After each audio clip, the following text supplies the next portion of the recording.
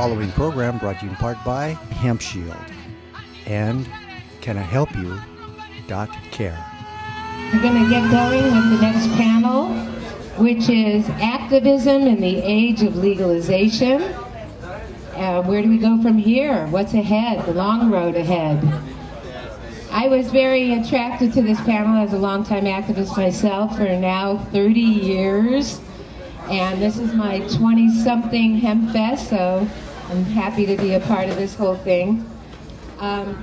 It's interesting because I recently had an article published in maryjane.com with MERRY, Jane.com, about the long road of activism and social justice movements.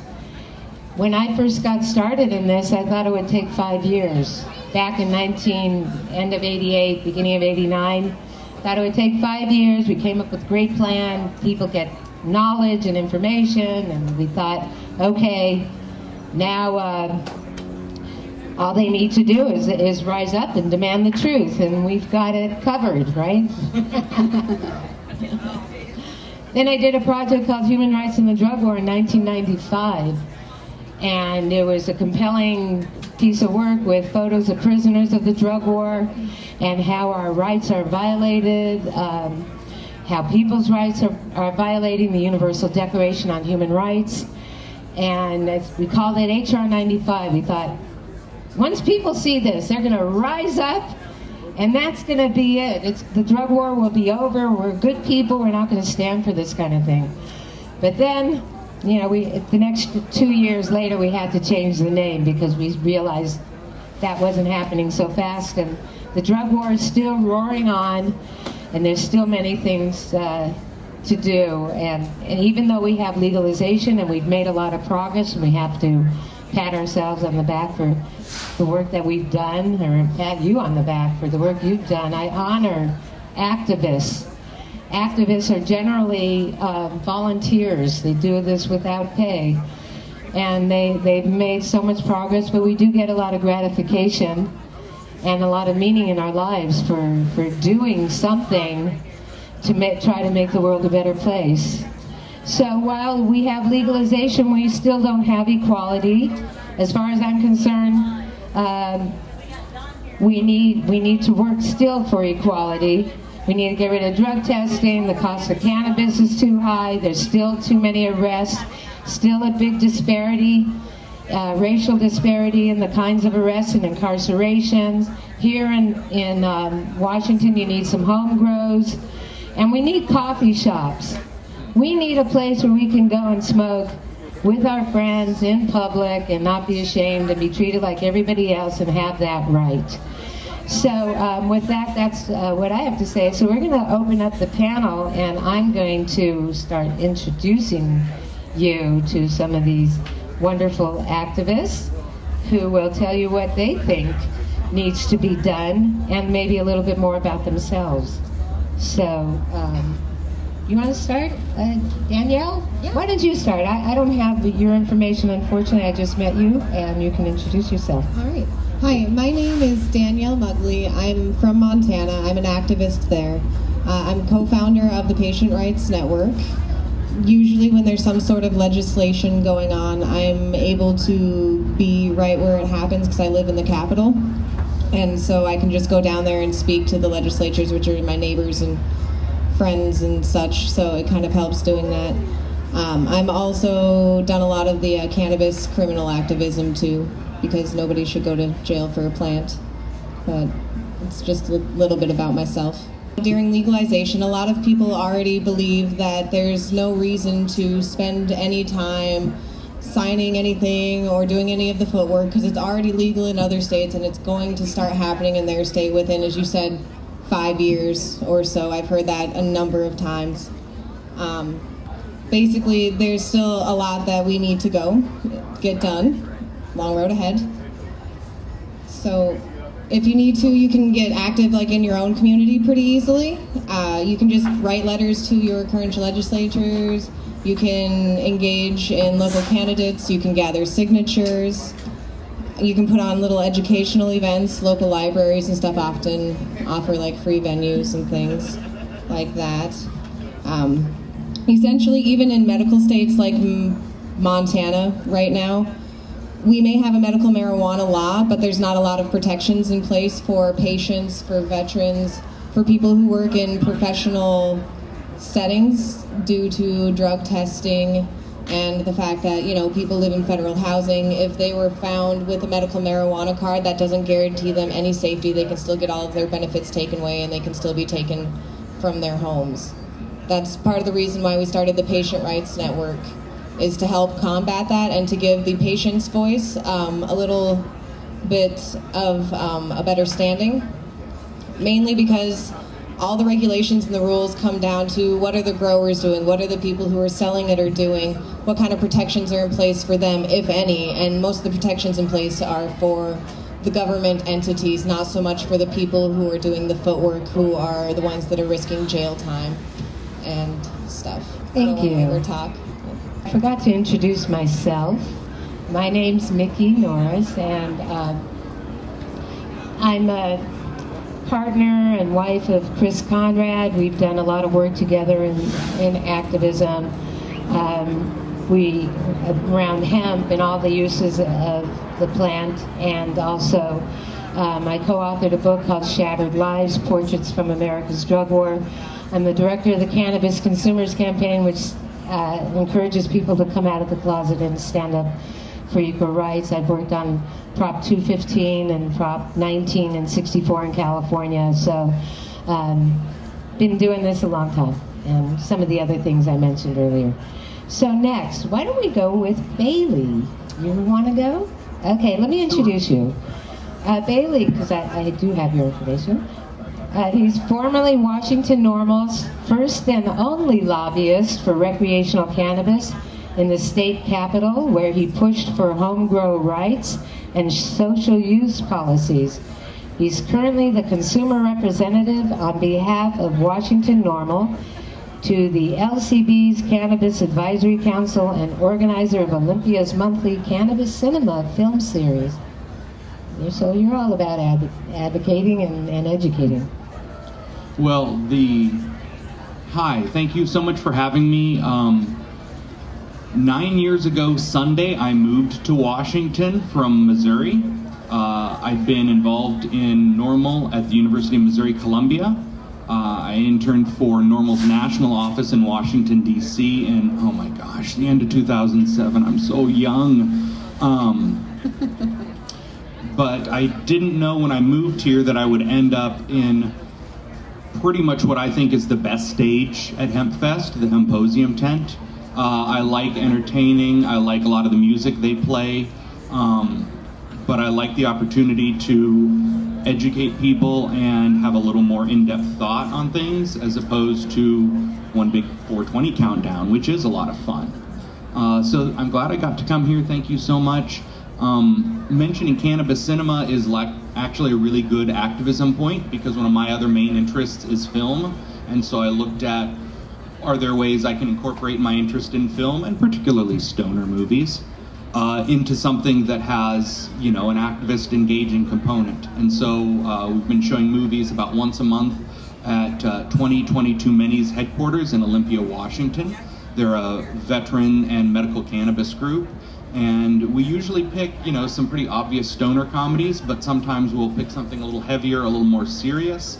And so that's one thing I think to keep activism fresh, if that's what you choose to do with your time, whether it's cannabis or anything else, is look at not just how you would address an issue, but also what are the things you can do to build community that will keep you interested.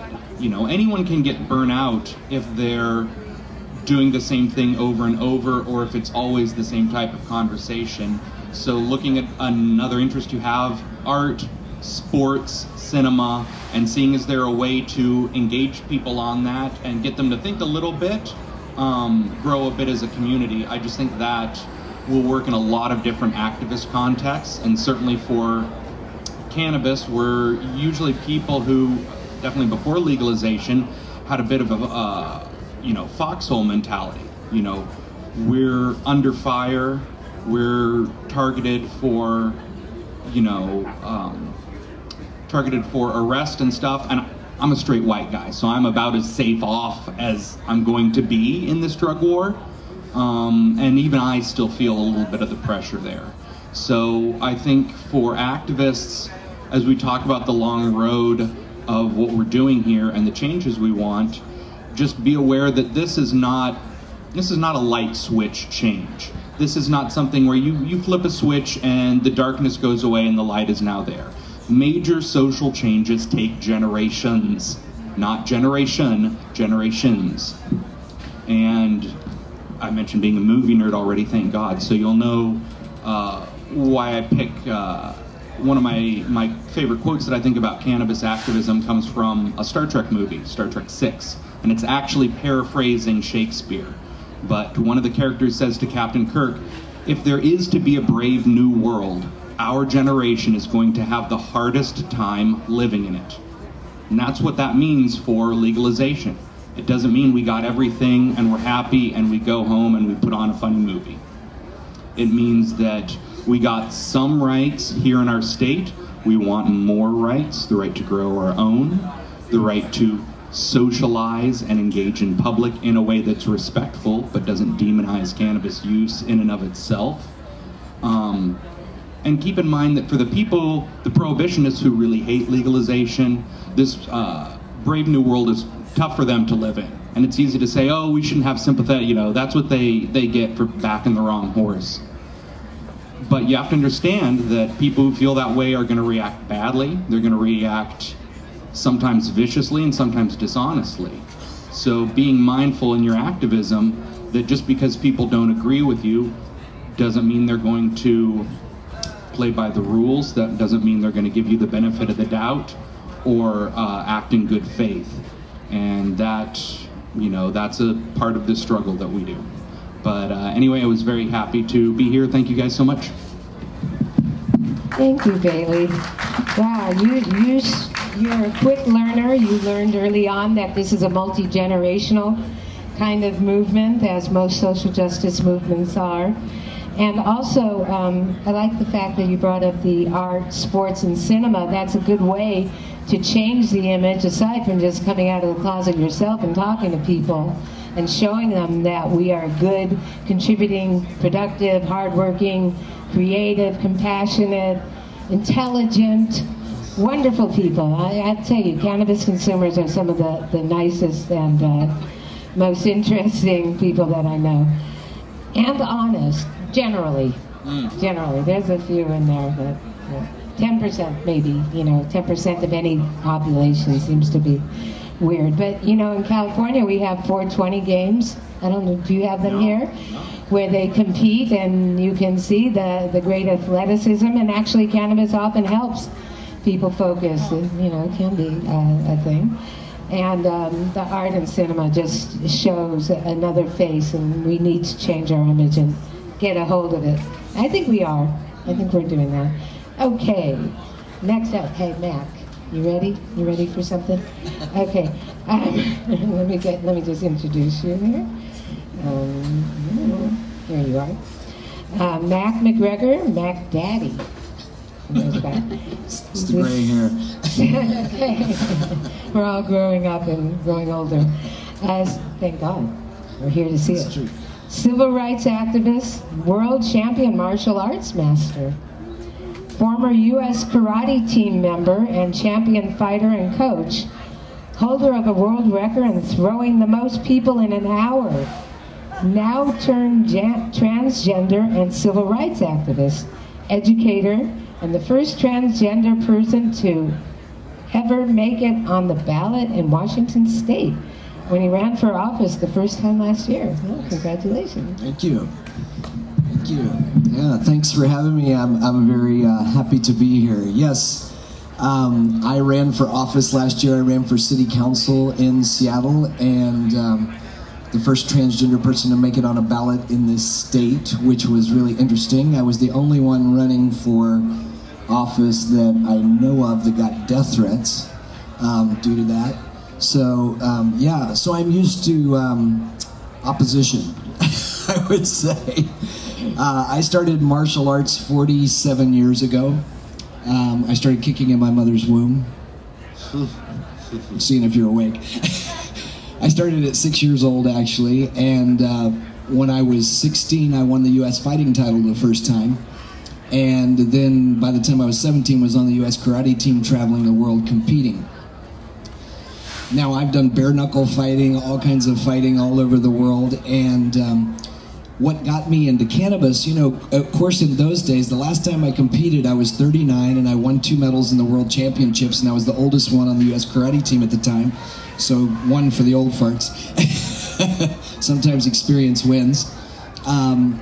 So what got me into cannabis after I retired from competition, because during that time I was being drug tested every few minutes, like literally people are paid to come watch you pee in a cup every time you compete, and even a Sucrets sets off that drug test. That's how sensitive the U.S. Olympic Committee's drug test is, so you can't even take a Sudafed or a Sucrets. So just so you understand how tight it is. So after retiring from competition, many friends of mine who did hardcore sports like I have, professional athletes, are hooked on painkillers. Because we have put our bodies through extreme things over the years, right?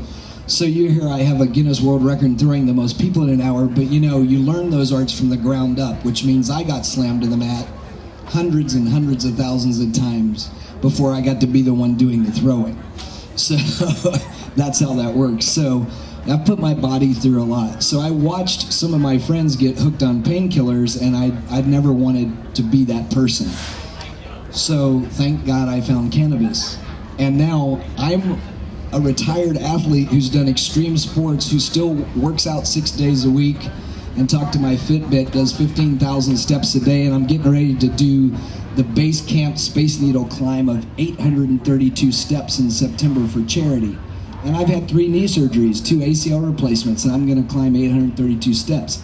I don't think I'd ever be able to do that stuff without cannabis. I'm gonna tell you. So, yeah, it's medicine, yes. And so I'm a believer. And then I've been an activist my whole life, because before transition, I was the highest ranking female martial artist in the world, on Ripley's Believe It or Not, Discovery Channel, People Magazine, all kinds of things. And so my transition was a big deal, right? So I fought for women's rights and equality in sports. And then, of course, when I transitioned, it was just a natural for me to work for those rights. So my big thing with cannabis, when I ran for office, I ran out as a cannabis supporter. And I ran out as a lot of things, in fact, you know, a transgender guy, a cannabis supporter, a supporter of the kink world. Let people be free is what I believe, to be themselves, right? Yes. As long as you're respectful of others, be free to be you. But, you know, we have to reach out more to marginalized communities and get them involved. We have to get them involved in this conversation. One of the reasons I stepped forward was when what happened with the last election, I saw that and I said, hell no. We are not going to have people in this White House that take us back years and years for all the rights we've worked for. And some of us, we have to step forward. Those in marginalized communities have to step forward, and allies. Support that and reach out. We need those voices involved in this conversation too, because every right we lose, every law affects those in marginalized communities more. We know that. But many people in those marginalized communities don't feel like they have a voice or anybody will listen to their voice. So we actually have to go seek them out. We have to have representatives that reach out specifically to those communities to get them here and get them involved in fighting for these rights. So that's what I'm all about. Thank you. Thank you, Matt. Very interesting, and that's so true. We do have to reach out beyond our community. Coalition building is a great part of our activism. I'm glad you brought up drug testing. To me, drug testing is just job-based discrimination, or discrimination in sports, because it doesn't do anything to tell you anything about impairment, whether or not you could do a job. All it does is identify you basically as somebody who might have some cannabis in their system, and then they discriminate against you. And painkillers is definitely way that activism is happening today. We're bringing a lot of attention to the opioid crisis and how this is a substitution and saving lives that way. And by the way, I got my step counter too. Chris and I, we go for at least 10,000 a day. Awesome. Often, yesterday I think we got about 16 or something. So that's good. Okay, next. I'm going to introduce Amber, although Amber Iris Langston. I don't seem to have your information here, but I think that we met on the Prop 19 campaign in California when you came out from Missouri, or earlier than that? I think you all were working on, I forget, Measure M or something in Berkeley, and I was doing the campaign in Missouri in 2004. Okay, so she's going to start telling you about what she's done, but I don't know that I knew you then. And she's been a long time activist, and I've met her on different campaigns. She's usually there helping out to legalize it or advance our rights. I've seen you at conferences, helping out, working at conferences, but also she's an incredible writer and has advanced the cause that way and exposed lots of good information. So why don't you tell us a little more about your background and then what you have to say. Thanks, Mikki. So as I started to mention, I got my start in Missouri, back with Bailey, actually. I'm pretty excited to be on a panel with Bailey. We helped to organize an SSDP, a normal chapter on campus, and had this crazy idea that we were going to change the law. And so we ran a couple of initiatives in 2003, and well, we ran one in 2003 and we lost, but we decided that we should keep trying. And in 2004, we passed medical marijuana law and marijuana decriminalization law in Columbia, Missouri, right in the middle of the country, in the middle of a conservative-ish state. It's not as conservative as everybody thinks, I just want to say that, but it is, there are challenges there. And so it's put myself and Bailey and some other awesome people actually on a trajectory thinking that we can make the world a better place by changing cannabis laws. And so that's what we've been doing and what I've been doing. And after that, I worked for Students for Sensible Drug Policy in Washington, D.C. for about 3 years. And then, as Mikki said, I came out to California and worked on Prop 19 for a little bit, so that was a fun and educational experience. And then I got the call to go back home to Missouri and try and slog out the good fight there. And so I was there for a few years building a grassroots movement through Show Me Cannabis, and now New Approach Missouri is our campaign name that is going to be on the ballot in November, finally. We have been, yes, finally we've got, it's going to be the last good medical law is what I tell everyone. So it does have home cultivation, it does have, any condition, and there will be lots of licenses, so there's good competition and not just a few people holding all the strings. We do have another couple of initiatives that are going to be on the ballot too, so we're a little bit nervous about that, but having done years of work and brought people together in the community together to help create the law that we want to see, I feel pretty good about it. So it's been a long time coming, but when we didn't get on the ballot in 2016, I kind of felt like I needed to do something else, because although I love Missouri, I wanted to live in a medical state, and I moved to Portland. So I've been in Portland the last couple of years, working with International Cannabis Business Conference, doing some writing for them, as Mikki mentioned, and with a medical patient co-op. So kind of been all over the spectrum in this world of cannabis, and I want to say thank you for having me here up on stage. I'm very humbled and honored to be here, because it has taken me all of 20 years to get here. I have wanted to come to Hempfest pretty much every year that I have been doing activism for the last 20 years, and it's expensive to get here, and I spend a lot of my money on activism, and it's hard to get here from the Midwest or the East Coast. And last year was the eclipse. I'm sorry I had to go see the eclipse in Portland. And but so this year I made it, and thank you. I am so excited to be here. And I want to commend everybody who's here and part of this community, because whether you realize it or not, I'm sure you do, but if you don't see it from the outside perspective, this is a beacon of light for people all over the world. This is a situation where people can go and be free and be with their cannabis family, and this influences people. This has made a difference. This is something that from outside of here we think about and we dream. I hope someday in 20 years I can go to Hempfest in Seattle. And so so thank you for having me here. So I want to say, keep doing this. There are still people, there are still life sentences for drug possession in parts of the world. People have not just their families ripped away from them, but the death penalty in the Philippines.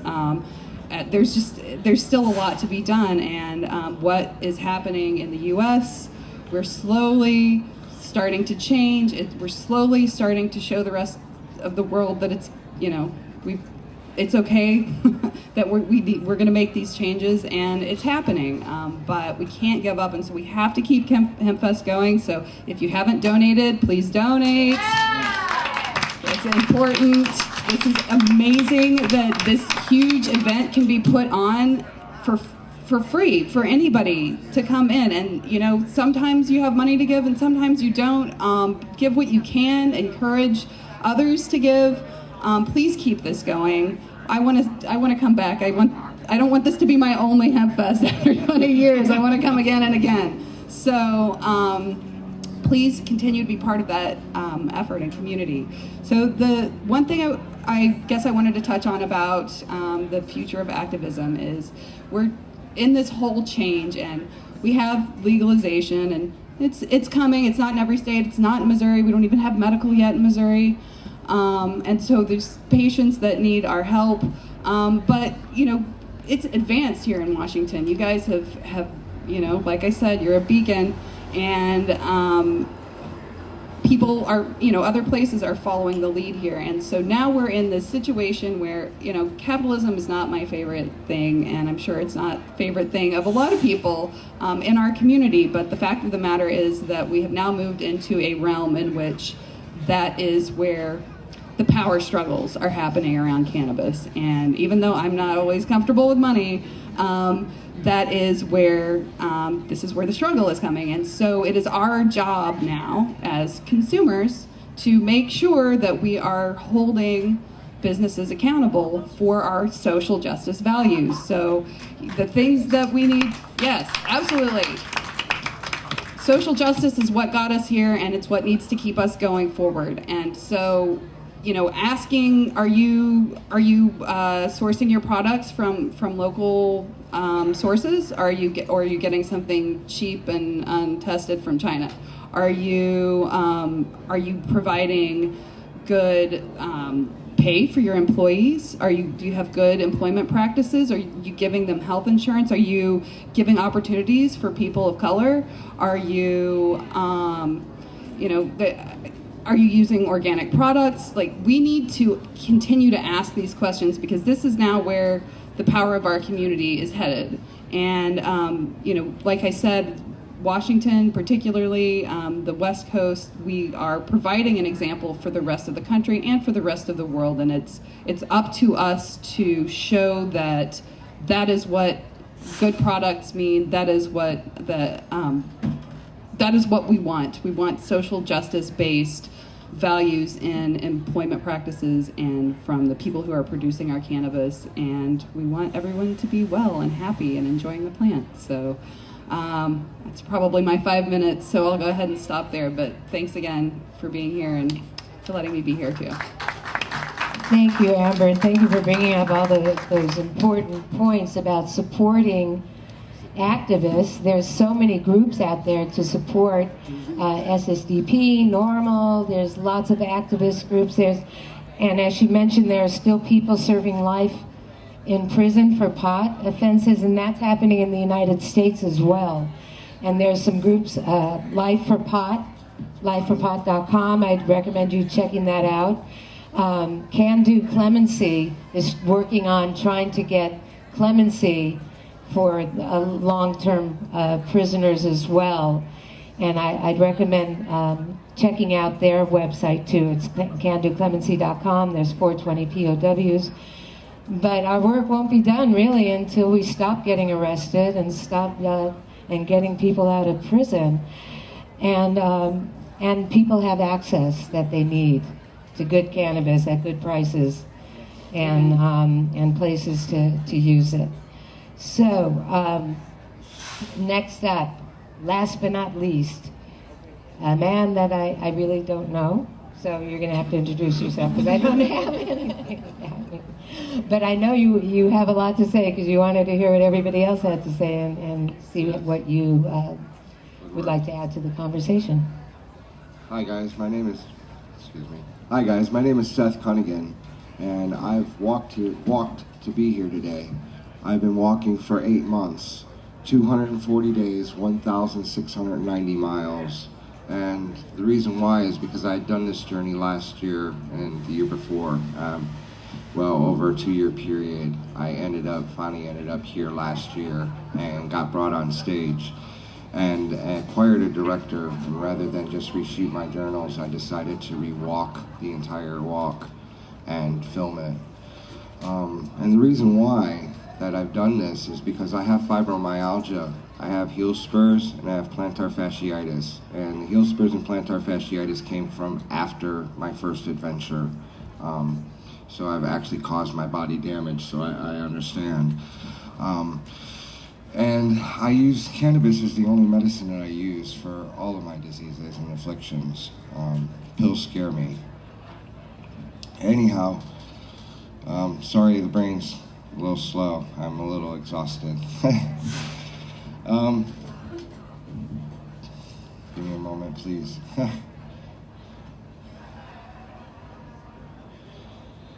So anyways, yes, I've used cannabis. Cannabis is the only medicine that I use to battle the chronic pains that I've dealt with. And along the way, I've experienced danger. I've dealt with bears and mountain lion. I've fallen down a 30-foot cliff. This is over the last 3 years and the last 4,697 miles that I have walked. Cannabis has given me my life back. Backpacking has given me my life back. Because even with cannabis, all it's done is made my pains tolerable. It's made it so that way I can walk through my pain. It doesn't take it away. And even with cannabis, I found myself stuck in bed hating my existence. And then I found backpacking and discovered a whole new life.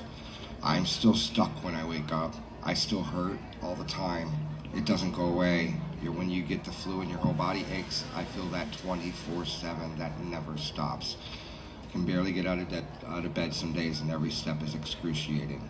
But like I said, I got a choice. I can be stuck in bed hating my life, or I could be stuck on a beach watching dolphins, stuck on a bluff watching whales swim below me, or stuck inside my tent inside the ancient sequoia I had my tent popped up inside of.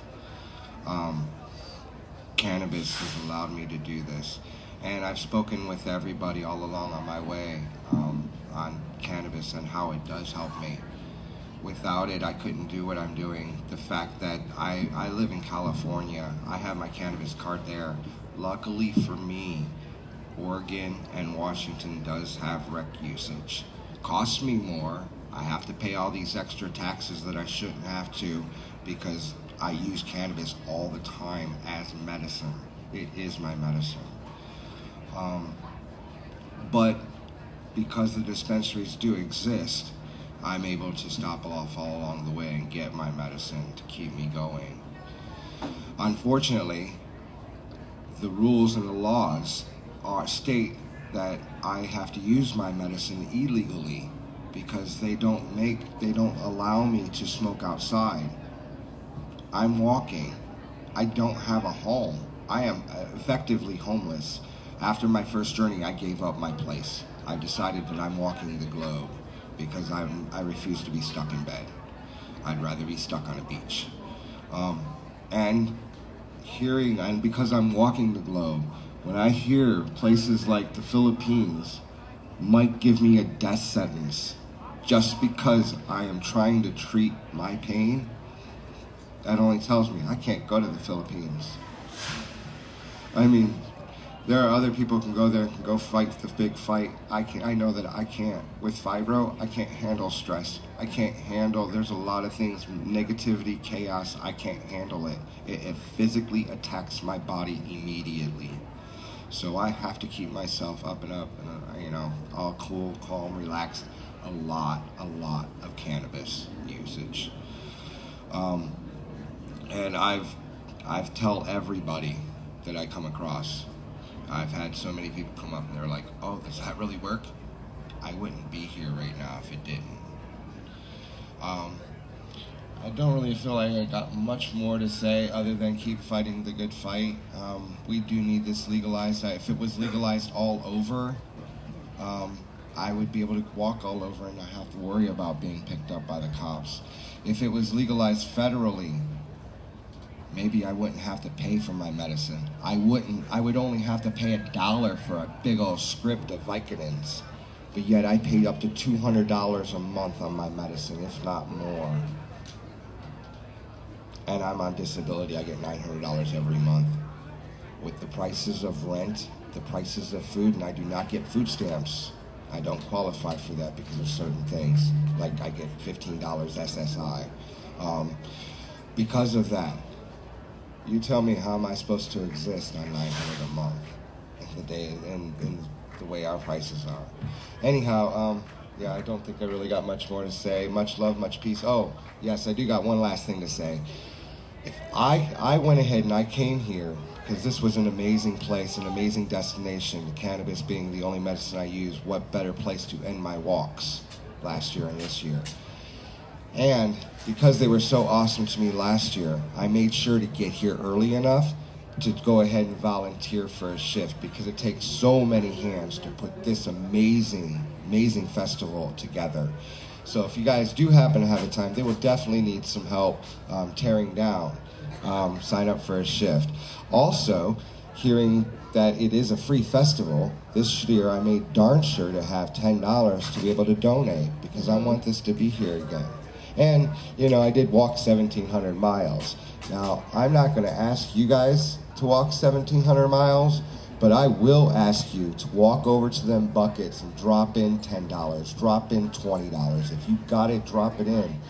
This place has helped giving me an amazing destination, an amazing place to end my journeys at. Let's keep it going, not just for me, but for others. There's others out there. Thank you, sir. Thank you for reminding everybody that it is not free. There's a lot to do and things cost money and we all have to pitch in for that. And you're a great example of a man who's really walking the walk, talking the talk. And there have been through the cannabis activism history a few other groups that have done this. In the 90s, there were Journeys for Justice where patients would walk through Texas hundreds of miles to get to City Hall or their capitals and let it known that they need this medicine. And I can tell you the power of the personal story really is one of the most effective things we can add to the activism discussion and be an activist. Tell your story. Give other people a forum to tell their stories because that's what moves people to change. And there was also a guy named Howard Woolridge who used to be a cop who rides through Texas and other places on his horse Misty, that with a sign on his back, a t-shirt that says, cops say legalize all drugs, ask me why. So, and he talks to thousands of people and that's how you change the minds of people, talking to them, really. So I think we have time for one question? Either one question, and if not, I'll just ask the panel to just say one last thing that they forgot to say, or what they would like to just finish this off with, what we could all do in the road ahead. Okay, well, since there's no questions, why don't we just go down the road and just say your last piece. If you're at Hempfest for free, you're doing it wrong. Freedom isn't free, and neither should Hempfest be. And I do want to encourage everyone to vote. Obviously, we have a tremendous impact on our government when we vote. But one of the things I've learned here in the last couple of years is you can't assume that party labels are going to tell you who supports cannabis reforms. Their leadership sure doesn't. So if you're, going to vote and base it on people's cannabis positions, you need to ask them, or see that someone asks them directly and hear their answer. And it ought to be a public answer, because politicians will tell you anything when the camera's turned off. So I would just say, be aware of that. Please be supporting people who support home grow. We've pushed for that in the last couple of years. And this last year, it was the Democratic leadership who basically said, this doesn't make money for us. We don't have enough time to take it on. And it was less than 3 pages of legislation. They passed a bill to shield them from certain open records laws in about 24 hours. So they'll find time for things when they give a damn. Make them give a damn about pot. Wow. Okay. Well, I think that it is important to vote. Let me, as you know, I ran for office, so I believe in that. The other thing is more people to step up and run for office that that have different opinions than the damn 1% that are running everything, the white, straight, cis, rich people. We need to get them out of office and get regular working people that really represent the diversity in our country running for office. And right now, this last primary in the state of Washington even, there was only like 24% of the people that bothered to vote. And this is the easiest state ever to vote in because all you have to do is mail it in, or drop it in a box. I mean, they can't make it any easier. One of the encouraging things I heard is that this event, Hempfest, registers more people to vote than any other event in the state of Washington. So let's, give that out. Yeah, I'm very proud of that and proud to be a part of that. Urge your friends to vote. That's one thing we can do, is check on our friends and family. Just don't assume that they did it. If you need to offer to take their ballot and drop it for them, do it. Because people forget. They get lackadaisical about it, I've traveled the world. I've had the privilege of traveling the world. And believe me, when you go to countries where people don't have that right easily, they look at Americans and go, what the hell is wrong with you guys that only, a low percentage of you even bother to vote, And we forget sometimes because we've just had this, most of us, right, our whole life. We forget the importance of it. So urge people to be involved. Your voice counts. Run for office. And one thing, if you're interested in running for office, what I would recommend is volunteer for someone's campaign that you believe in, because you'll learn a lot, which will help prepare you to run. So get involved.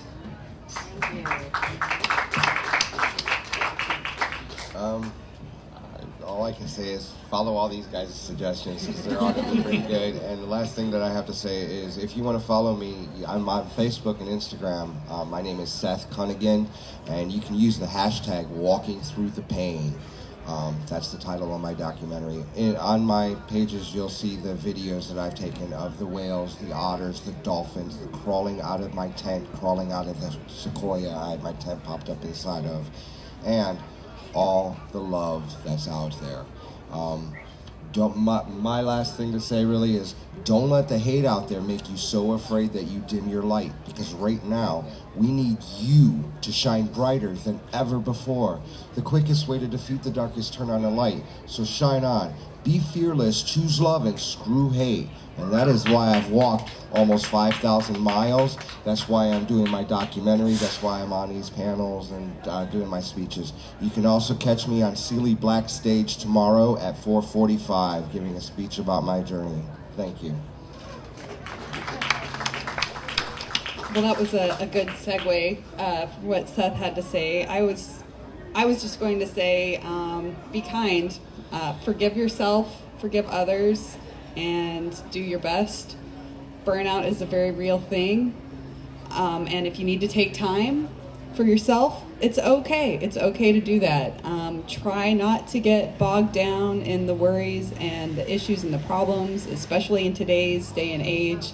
Social media and what's happening politically, I see people get so frustrated and so skewed to one end or another, and we make ourselves unhappy, and that's not going to do any good for anybody. So love life, And like I said, be kind, forgive yourself, forgive others, take the time that you need to do to be joyful, and let's just keep making the world a better place. All right. She was hitting on all the lifers that are spending time in prison right now for cannabis. We have a booth. It's booth 491. We have a whole bunch of pre-written letters asking the government for clemency and release of these people. If you guys wanted to take a moment to go and sign them, it'll literally take like 30 seconds. We have 9 people. I know that if I was locked up, I would love somebody to just take a moment to do that. Yes. If we could just, just take a moment to sign, that's awesome. And Google jury nullification. The power of juries is what helps keep people from going into prison. If we stop convicting people, we'll stop sending them there. Right. So, thanks. We're just right in front of the Parker Share main stage on the left side, I guess. So, yeah, it's super easy to find. It's right, we're not facing the stage, but we are right next to it. So. What number was that again? 491 by the Share Parker stage, I think is what it's called, Memorial Stage. Thank you, Danielle. I'll be sure to go over there and write a letter. The prisoners really count on you. It gives them hope in situations that are almost hopeless, but not really, because there's people like you and us and working for their release. And we're going to keep doing that, and become an activist yourself. It'll give you lots of meaning in life, and you just might meet the love of your life there, like I did, thankfully. And check out theleafonline.com for information as well. I had to give a last plug for that. But we honor activists with high honor. Thank you so much, and keep going and keep at it, and please join us, because we do need to pass the baton at times, and we need help, and it takes us all to make social change, and we will get there. Thank you.